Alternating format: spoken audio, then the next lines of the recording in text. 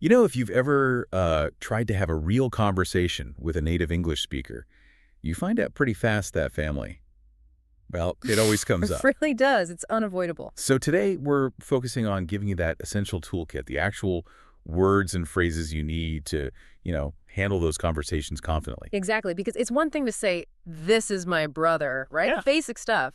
But people want to know more. They do. They want the dynamics, the relationships, the real story. And that's our mission today. We've sifted through the source materials to pull out the really useful phrases. The goal is so you can move past just names and start describing how people relate without getting totally lost. Yeah. Avoiding that information overload feel. Yeah. We want you to be ready for those big opening questions. Like, do you come from a big family? That's a classic opener. Or how important is family life in your country? Yeah. Big picture stuff. Okay, so let's dive right in. First up, how do you talk about the basic structure? The size, the people involved. Right. Someone asks about family size. You need something quick. Mm-hmm. Our sources gave some great simple options like, my family's quite small, nice and easy. Or you could be more specific, maybe say, there are only 3 of us in my family. Yeah, or that slightly different phrasing, we're a family of 3. Both work, both sound natural. And it's good to know both, really. Yeah. But what if, your main household is small, but then there are cousins, aunts, uncles everywhere? Perfect point. That's where the sources bring in that useful contrast. Yeah.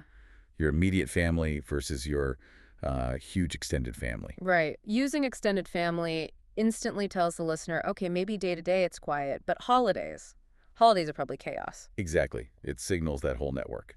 Okay, so size is covered. What about talking about individuals, their life stages? Yeah, moving beyond just names, we have some good phrases for that. Instead of fumbling with ages, you could say about your kids, both of my kids are grown up now. Which immediately says they're adults, probably independent. Exactly. Or the opposite end, maybe you have a little one who's still a toddler. Toddler. That's such a specific word, isn't it? Mhm. Puts them right between, 1 and 3? Pretty much. It packs a lot of meaning.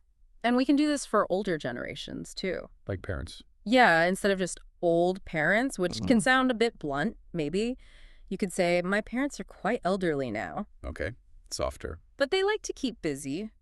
Adding that keep busy bit is great. It suggests they're still active, engaged. Nice balance. And for siblings, the sources stressed adding details. Don't just say, I have a sister. Right. Make them real. Like, my sister works as a hairdresser in London, or my brother lives in Spain. Gives them a bit of life. Makes them a character, not just a noun. And we absolutely have to mention relatives by marriage, the in-laws. Oh yeah, crucial. Learners sometimes trip up here. It's non-negotiable vocabulary, really. You'll hear people say things casually like, my father-in-law is a really strange guy. Okay, maybe not always strange, but you need the word father-in-law. You definitely need the word. It defines that specific connection through marriage. Okay, so that's who is in the family structure. But the really interesting part, I think, is how everyone gets along. Or doesn't. Yes. Segment 2. This is where a conversation gets deeper. The vocabulary of connection and conflict. Let's start positive. Getting along well. What's the key phrase? Well, the first thing is the grammar, actually. That little word with, you have to say, I get on along really well with my sister. Easy to miss that with. Very easy. But without it, it sounds wrong. It shows it's mutual. Okay. And if it's more than just getting along, if it's warmer. You might say you're really close to someone. Makes sense. Or if you share hobbies, interests, you could say, my sister and I have a lot in common. These are good markers for warmth. And then there's that really deep connection phrase the sources mentioned, soulmate, for a sibling. Yeah, it sounds intense, right? But the sources define it as being like best friends. So really, really close. Extremely close. You wouldn't use soulmate casually about a sibling. It implies this deep understanding, support, shared history. Powerful stuff. Yeah. Which leads to support itself. People who are always there for you. Right. The classic phrase is, my mom's always been there for me. That implies consistency over time, reliability. Or you could just describe the person, she's really supportive. Exactly, a general quality. These words go beyond just liking someone. They describe how the relationship functions. Okay, but let's face it, families aren't always harmonious. We need words for the tricky bits, too. Conflict, distance. Absolutely. Learners often just say, we argue, but English has a much better phrase, fall out. Fall out. Very common. Extremely common, and it's nuanced. If you say, my brother and I often fall out with each other, it covers the argument, the hurt feelings, and the period afterwards where you might not speak. Right, that cooling off period. It's more descriptive than just argue. Much more. And what if things are just permanently strained, maybe after a big falling out? You need something more formal then, maybe. Exactly. The phrase is, I'm not on very good terms with my mum, for instance. It signals politeness, maybe necessary contact, but zero closeness, distance. Okay, that's a really useful set of tools for describing the emotional landscape. But even simple facts like age order can have tricky language. Oh, definitely. Comparing ages seems simple, but English has quirks. Let's tackle that. Segment 3, nuance in age comparison. Okay, the basics are fine. Older than me, younger than me, everyone gets those. Well then, elder, that word. I think learners often avoid it. It feels a bit formal, maybe confusing. It can be. The sources clarify. Yeah. You mainly use elder for a sibling, usually descriptively, like Yeah. Jack's my elder brother. Right. You probably wouldn't say he's 2 years older than me. No, you'd switch back to older for the direct comparison. He's Yeah. 2 years older than me. That distinction is key. And then there's eldest versus oldest, subtle but important. Okay, break it down. The eldest is specifically for the firstborn child among siblings. Kim's my eldest daughter. Got it, only for the kids. Right, but if you're talking about anyone in the whole family, regardless of their sibling rank, you use the oldest. Like, Gramps is the oldest member of our family. Even if he was a younger son, if he's 90 now, he's the oldest. Okay, that makes sense. Eldest for firstborn child, oldest for the most senior person overall. Precisely. And for equals, you can say the same age as someone or use as old young as. Easy enough. But what really jumped out at me from the sources was how we modify these comparisons. Yeah. The informal ways we talk about the size of the age gap. Yeah, the intensity. We don't just say older. If it's noticeable but not huge, maybe quite a bit older, younger. Okay, moderate difference. If it's a big difference, a lot older, younger. Right. And then the really informal one, chatting with mates. Yeah. Way older. Like my brother's way older than me. Signals a big gap, very casually. Exactly. It's fun, that informal touch. And we saw how all this age, relationships, personality comes together in that example description from the source material. It really showed how to build a picture. It did, perfectly. Take the dad in the example. Yeah. He's 61, right? And described as the eldest member of his immediate family, using that specific term. Not the oldest, the eldest. Because they were talking about his position within his generation or group, presumably. Well, likely the eldest member still living within that immediate group, and then the sister, Jenny, she's the baby of the family. Oh, that phrase alone tells you so much, doesn't it? Her position, maybe how she's treated. Instantly. And the personality bits were great, too. The mom who comes across as very quiet, but she's actually very talkative. Comes across as perfect for first impressions versus reality.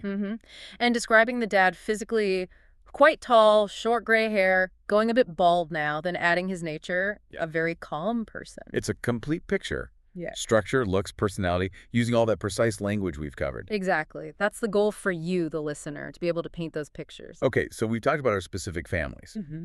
but family structures vary hugely. Final segment. Let's nail down the labels, the classifications, the taxonomy of family. Right, the broader terms. We need clear definitions. Beyond just big or small, you have terms like a single-parent family or a one-parent family. Same meaning, just different ways to say it. And emotional labels, too. Yes, like a close-knit family. Yeah. That suggests strong bonds, loyalty, everyone's really involved in each other's lives. And that crucial structure distinction, again, immediate family versus extended family. Gotta be clear on that. Immediate is the core group you grew up with. Parents, siblings. Extended is everyone else, cousins, aunts, uncles, great-grandparents. Important for things like inheritance discussions or just planning Christmas dinner. Definitely.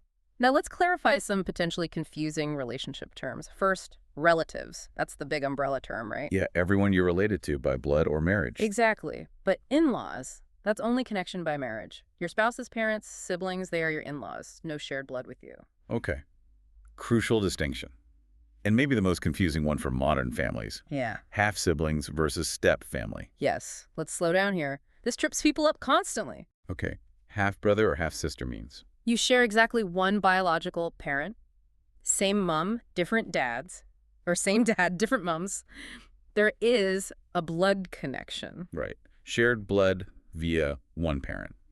And step family. Stepbrother, stepmother. No blood relation to you at all. They are connected purely through the marriage of one of your parents to their parent, or they are the new spouse of your parent. Okay. Half shared parent. Step-related only by marriage. Got it. Vital difference. And lastly, the words for time and lineage. These come up in history chats, or maybe even tracing your roots. Like generation. Yep. People born around the same time. My parents' generation faced different challenges. Makes sense. What about relatives really far back? If they're, say, fifth cousins you've never met, they're distant relatives. Okay. And the ones who died a long, long time ago, way up the family tree, they are your ancestors. Ancestors. Everyone who came before. Exactly. And we are their descendants. Everyone who comes after the ancestors, that whole line stretching through time. Provides that historical sweep. Useful for broader discussions. Definitely. Okay, just to wrap up the really practical stuff. The action phrases, what families do. Right. Simple but essential verbs.